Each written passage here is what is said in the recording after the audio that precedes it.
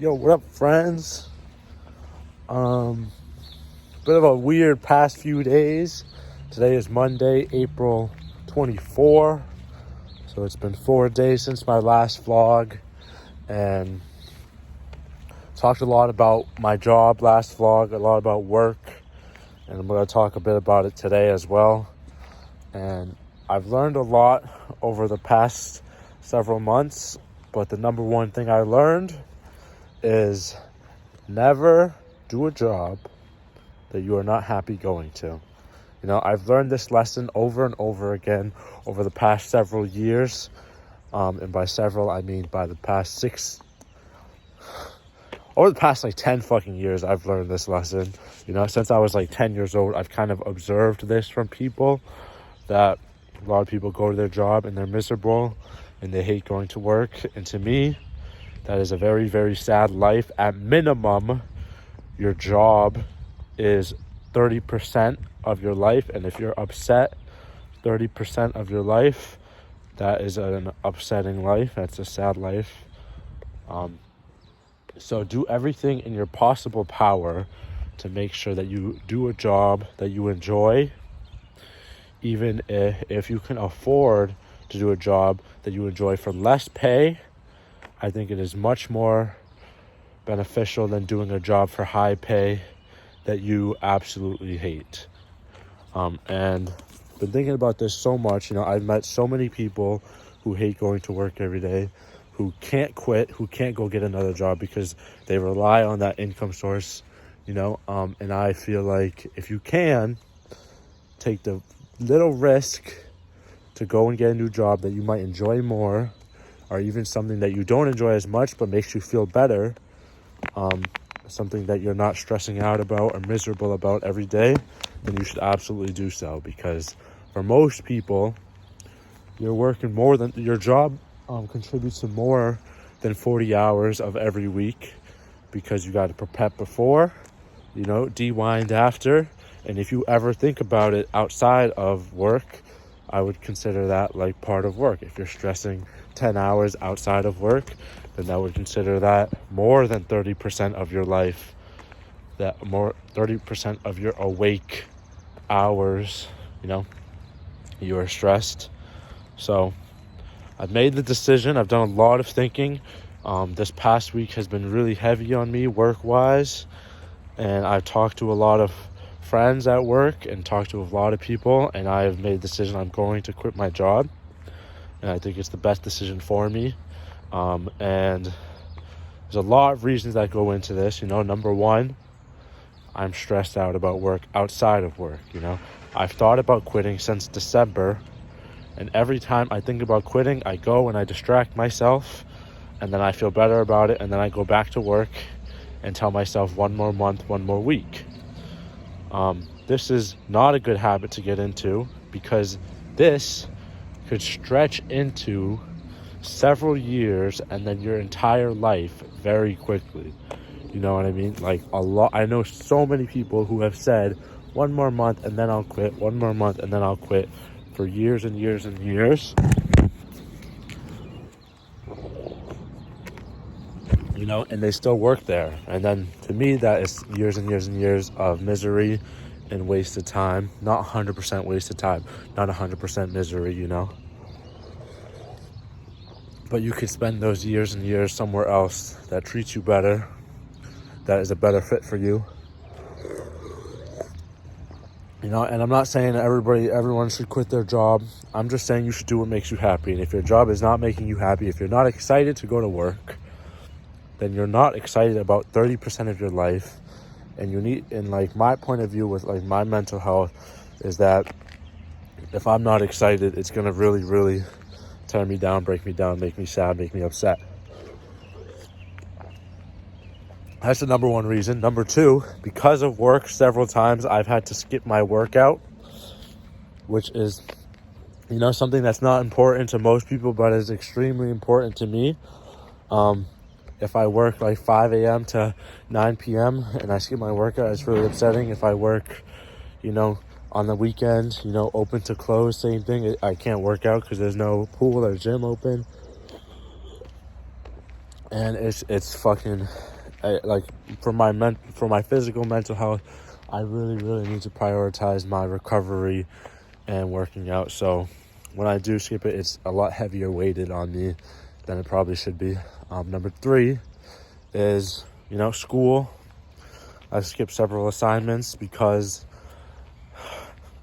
yes, it's because I'm lazy and I procrastinate, but it's like work has a lot to do with it, If I'm spending so much time thinking, worrying about work, working at home, working from home, so many hours, that just leaves less time to contribute to school. And then number 4 is like my family. I try really hard to try to spend a lot of time with my family, and if my only hours that I'm free are like 10 p.m. to 4 a.m., that's not very nobody in my family wants to do anything with me at that hours. So there's a lot of thought that went into this. I love my job so much.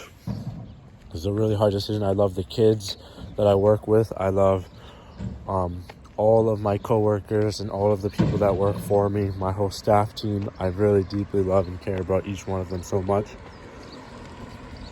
If any of you are watching this, I hope that you find a new leader to look up to, and that you realize how much that you meant to me, honestly.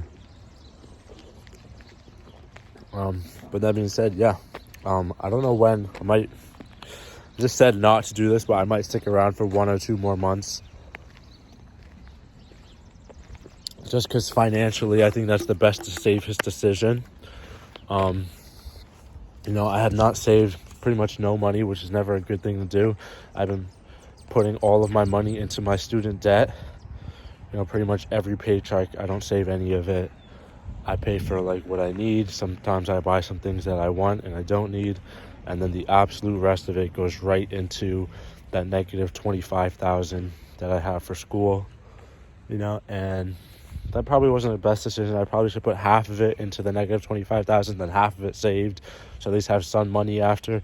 But, I just previously thought I was going to just keep working here for 5 years, 6 years, and I now know I told everybody that I talked to about it, that like the latest I stay is July, and then the soonest I leave is I don't come into work tomorrow. That's how on edge I am about everything. So we'll see how it goes. I'm gonna try to figure out what my next career path in life is, and I'm gonna decide if I want to take time off or I am going to go right into a new job, find a new job, and then quit, so I can line it up perfectly with kind of like no time without a paycheck. But we'll see. We'll fucking see what happens. There's a lot of stuff that I want to do. There's so many options I have. I have the privilege to be able to choose what I want to do, and I don't want to let that privilege go to waste. I see it as like I have so much privilege and so much opportunity that so many people that would be in my position would use this privilege and opportunity. So many people my age want this privilege and want this opportunity to do things that I have the ability to do. And if I choose not to do it, it's kind of like, it's a fuck you to people like that. One big thing that I always motivates me to work out, the number one thing is not the number one thing, but a huge thing that motivates me to work out every day is I have 2 arms and 2 legs. I have not a fully, everything with my genetic disorder, I guess, but I have a pretty capable body compared to some, and there are people who wish they had a body like me who can't do the things I can do, so I should do it.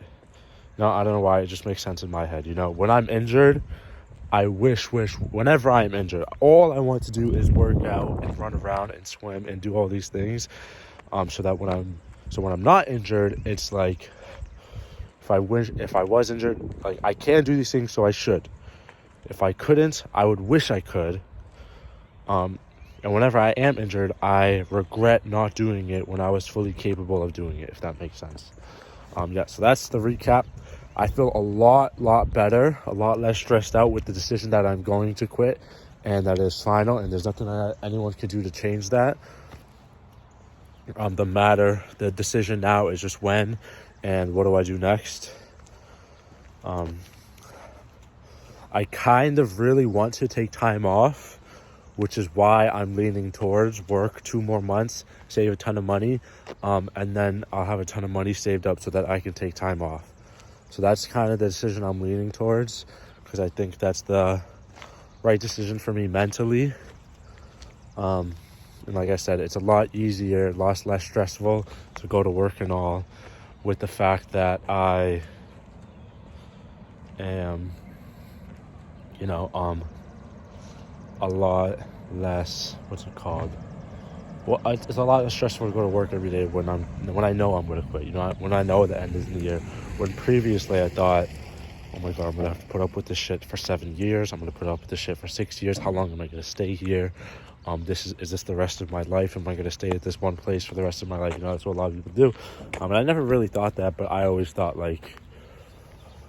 even just thinking about the fall coming is kind of stressful. So now I'm thinking okay, I'm not going to be here in August, no matter what. I'm not going to be working there, no matter what. So 12 weeks, that's not that bad. 13 weeks, not that bad. That's the max I would be here for. So 13 weeks of misery is not that crazy. I've done much worse. UPS was fucking brutal. And UPS, Target, and the Y was much brutal. Working 3 jobs at once every single day was rough with no sleep. So if I could do that, I can do anything. Is the confidence I've kind of had with work struggles. Yeah, so that's it.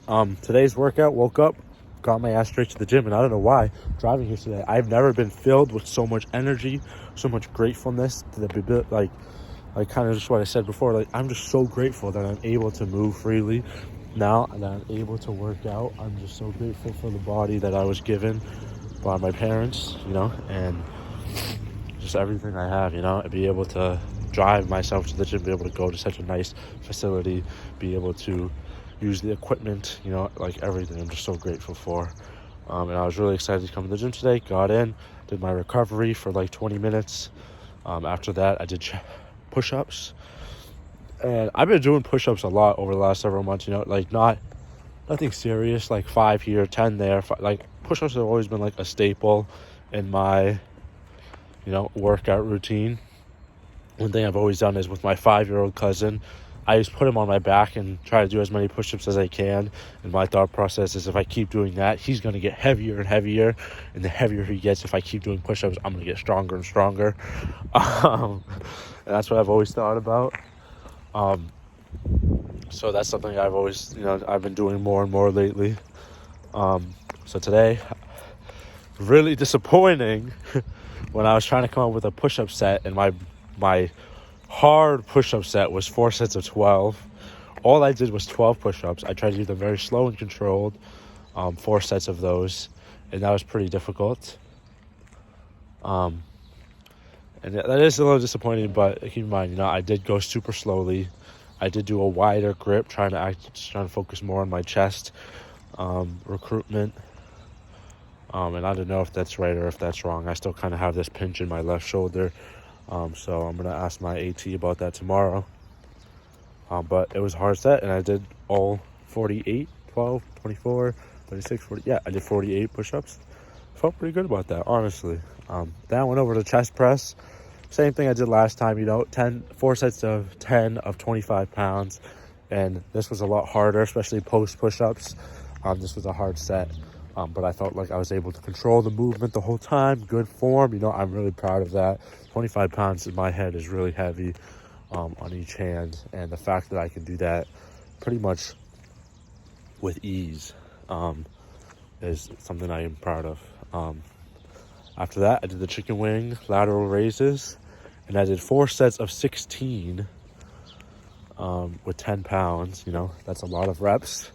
But like I said, anything with my shoulders, I feel like I have to do perfect form, so I'm really trying to pump those reps with really good form. In the last set, I kind of started to do some normal lateral raises with my arms straighter. Same thing, I feel like I did that with really good form. I feel like I wasn't shrugging my, shoulders with my traps. I felt like I was doing purely deltoid movement, which is something really good. I'm going to try to do 12 pounds next week. Hopefully I don't just jump to 15 feeling cocky. I think going to 12 is a good idea. Then the last thing I did was the ab roller, and I'll be honest, this was so fucking hard. I previously felt like I could do amazing form with the ab roller, but today I was fucking flopping all over the place. So I don't know if that was very good form or not. I tried really hard to squeeze my abs and control the movement, but like I said, it wasn't so great. And then I did, my warm-up, my 20 minutes of recovery, did a lot. This is the part that makes me feel like an athlete, and this is the biggest thing I've been learning lately, is the recovery really is more important than the workout. The things you do for warm-up and cool down is so much more important than the workout itself. The workout itself is good and useful, but it's only good and useful if you do a proper warm-up and recovery, and it's so much easier if you do a proper warm-up and recovery. So I spent 20 minutes doing a proper warm-up, really stretching all those chest muscles, doing dynamic stretching, every single thing I could think of, with the band, with the lacrosse ball, with the foam roller, with the just swinging my arms around, stuff like that, to really loosen up my muscles and get the blood flowing in my chest and my triceps and my shoulders. And I think that was a really good decision. Now I'm trying to do that more. And then post-workout, I said I was going to do 5 minutes of stretching, but I think I ended up doing 10 minutes of static stretching, which is something, again, I've been neglecting for a while and I'm trying to get back into. And I really focused on it, and I was really proud of it. I did a lot of stretches. I'm getting closer and closer to being able to do a split, which is something I've wanted to do for a long time. Maybe one day I can show you guys. But that is pretty much it. I am going to go on with my day now. I have to go to a job that I'm not so happy about, but I'm happy that it is ending soon. I'm happy that I have the choice of whether I want to go to work or not. Something I keep trying to remind myself is to be grateful for everything I have, and I think it's always good, no matter who you are, no matter what position you are in, to try and remind yourself to be grateful for everything you have, because there is always someone who has it worse. There is always someone who has less. Be happy that you're a human, first of all, and you weren't born as a rat or as a deer who's going to get hit by a car, or a squirrel who's going to get hit by a car. Be happy you were born a human, because you're a lot easier than a lot of the other living things on our planet, So just the way I see it. Hopefully others see it a similar way, because I think it's a lot better to live a grateful life than a life where you wish you had more, or upset you don't have enough. And that's the kind of pattern that I get into a lot. I think a lot of people get into that pattern a lot. So try to be grateful, even though it's hard at times. Just say, close your eyes, think about what you have, and think about all the people that have less, all the animals that are born and then get run over by a car. That's it. Thanks for watching. Peace out.